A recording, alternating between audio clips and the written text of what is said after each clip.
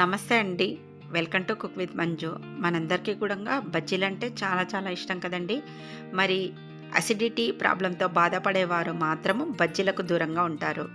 అలాంటి వారు ఎన్ని తిన్నా కూడంగా ప్రాబ్లమ్ ఏమీ లేకుండా కడుపు తేలిగ్గా ఉండేటట్టు ఇవాళ బజ్జీలు ఎలా ప్రిపేర్ చేయాలో మనం చూద్దాం. ఇక్కడ నేను బజ్జీల కొరకు పెసరపప్పు వాడుతున్నానండి. 1 ½ కప్పు దాకా నేనిక్కడ పెసరపప్పు తీసుకున్నాను. ఈ పప్పును మనం ఇప్పుడు మిక్సీ జార్లోకి వేసేసుకోవాలి. ఇలా మిక్సీ జార్లోకి పప్పు వేసుకున్న తర్వాత ఫైన్ పౌడర్లా మిక్సీ పట్టేసుకోండి. ఇలా మిక్సీ పట్టేసుకోవాలి. కొంచెము మనకు బరకగానే ఉంటుంది, అందుకని జల్లించుకోవాలి. జల్లించుకునేటప్పుడు కాస్త పెద్ద పళ్ళెం తీసుకొని జల్లించుకున్నామంటే పిండి అనేది కింద పడకుండా ఉంటుంది. ఇలా జల్లించుకోవాలి. జల్లించుకున్న తర్వాత మళ్ళీ మనకు కాస్త బరకగా పప్పు అనేది ఉంటుంది. ఇది మళ్ళీ మిక్సీ జార్లోకి వేసుకొని మళ్ళీ మిక్సీ పట్టేసుకున్న తర్వాత జల్లించుకోండి. ఇలా జల్లించుకున్న తర్వాత వచ్చిన ఈ పప్పు రవ్వని మనం కిచిడీలోకి లేదంటే పప్పులోకి వాడచ్చు. ఇప్పుడు ఈ పెసరపిండి ఒక బౌల్లోకి వేసుకోవాలి. ఒక 2 మీడియం సైజు ఉల్లిపాయలను తీసుకోవాలి. ఈ ఉల్లిపాయలను ఇలా పొడవుగా కట్ చేసుకోండి. ఇలా కట్ చేసుకున్న ఈ ఉల్లిపాయలను ఒక బౌల్లోకి వేసుకొని ఇందులోకి కొద్దిగా ఉప్పు వేసుకోవాలి. ఉప్పు వేసుకొని చేతితోటి బాగా ఇలా క్రష్ చేసుకోవాలి. ఈ బజ్జీలకు సన్నగా ఉండాలండి ఉల్లిపాయలు, అప్పుడే టేస్ట్ బాగుంటుంది. ఇలా ఉప్పు వేసుకొని చేతితో క్రష్ చేసుకున్నామంటే బాగా సన్నగా వచ్చేస్తాయి అన్నమాట. పచ్చిమిర్చి తీసుకోవాలి. జీలకర్ర 1 టీ స్పూను, ధనియాలు 1 టీ స్పూన్ తీసుకోండి. 1/2 ఇంచ్ అల్లము పీల్ తీసేసుకోవాలి. ఇప్పుడు ఇవన్నీ కూడా మిక్సీ జార్లోకి వేసేసుకొని మిక్సీ పట్టేసుకోవాలి. ఇప్పుడు ఈ పెసరపిండి ఉంది కదా, ఇందులోకి ఒక 2 టీ స్పూన్స్ వరకు బియ్యం పిండి వేసుకోండి. తర్వాత ఇప్పుడు ఇందులోకి కొద్దిగా పసుపు వేసుకోవాలి. పసుపు వేసేసుకున్న తర్వాత రుచికి సరిపడా ఉప్పు వేసుకోవాలి. తర్వాత ఇప్పుడు ఇందులోకి మనం మిక్సీ పట్టేసుకున్నాం కదా, పచ్చిమిర్చి, ధనియాలు, జీలకర్ర, అలాగే అల్లము, ఈ పేస్ట్ అంతా వేసుకోండి. వేసుకున్న తర్వాత ఇందులోకి ఉల్లిపాయ ముక్కలు వేసుకోవాలి. ఇలా ఉల్లిపాయ ముక్కలు వేసేసుకున్న తర్వాత పుదీనా వేసుకోవాలి. పుదీనా అయితే కంపల్సరిగా వేసుకోవాలండి. బజ్జీలోకి టేస్ట్ అనేది చాలా చాలా బాగుంటుంది.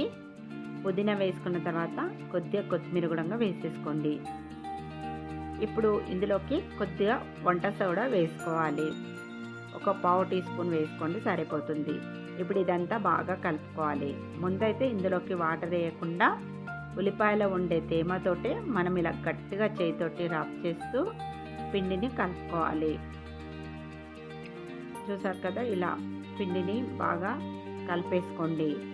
ఇలా కలిపేసుకున్న తర్వాత ఇప్పుడు మనం ఇందులోకి కొద్దిగా వాటర్ అనేది వేసుకోవాలి. ఇలా వాటరు కొద్దిగా వేసుకుంటూ పిండిని కలుపుకోవాలి. ఒకేసారి ఇందులోకి వాటర్ వేసినామంటే మనము పిండి అనేది లూజ్ అయిపోతుందండి. అలా లూజ్ అయిపోతే బజ్జీలు చేసుకున్నప్పుడు ఆయిల్ ఎక్కువగా పీల్ చేస్తుంది. గట్టిగా తడుపుకున్న కూడా బజ్జీలు అనేది బాగా గట్టిగా వచ్చేస్తాయి. అందుకని ఇలా సెమీ సాఫ్ట్గా ఉండేటట్టు కలిపేసుకోండి. చూసారు కదా, ఇలా కలుపుకుంటే సరిపోతుంది. ఇప్పుడు ఆయిల్ హీట్ చేసుకోవాలి. ఆయిల్ హీట్ చేసుకున్న తర్వాత బజ్జీలు వేసుకోవాలి. ఆయిల్ అనేది కూడా బాగా ఎక్కువ హీట్లో ఉండొద్దు. ఎక్కువ హీట్లో ఉన్నప్పుడు బజ్జీలు వేసుకున్నామంటే తొందరగా కలర్ వచ్చేస్తుంది పైకి, కానీ లోపలైతే అలాగే పిండిగా ఉండిపోతాయి. ఇలా బబుల్స్ వస్తున్నాయి కదండి, ఈ బబుల్స్ అనేది మనకు కాస్త తగ్గాలన్నమాట. తగ్గిన తర్వాత అప్పుడు మనం బజ్జీలు అనేది కదిలించాలి. ఈ బబుల్స్ తగ్గినాయంటే మనకి ఇలా బజ్జీ అనేది కనబడుతుంది ఆయిల్లో నుంచి. అప్పుడు ఇలా అటు ఇటు తిప్పుకుంటూ వేపుకోవాలి.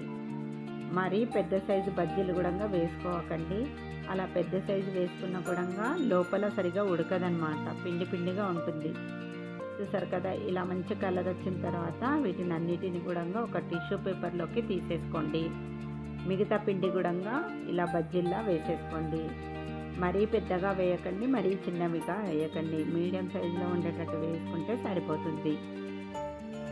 మీడియం హీట్లో పెట్టేసుకొని ఫ్రై చేసుకోవాలి.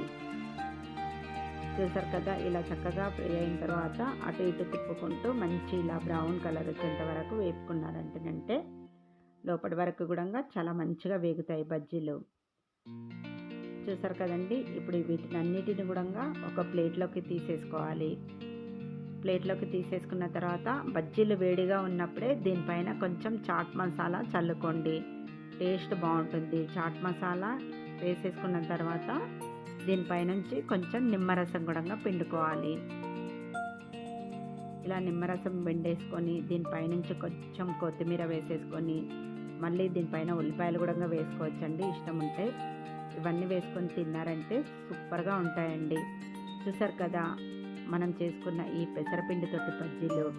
అసిడిటీ ప్రాబ్లమ్‌తో బాధపడేవారు ఇలా పెసరపిండితో చేసుకోండి. చాలా చాలా టేస్టీగా ఉంటాయి. మరి మీకు ఈ ఇంట్రెస్టింగ్ రెసిపీ నచ్చినట్టయితే మీరు తప్పకుండా ట్రై చేసి ఎలా వచ్చిందో నాకు కామెంట్ రూపంలో తెలపండి. మరిన్ని ఇంట్రెస్టింగ్ వీడియోస్ కోసం ప్లీజ్ నా ఛానల్‌ని సబ్స్క్రైబ్ చేసుకోండి. Thanks for watching my video.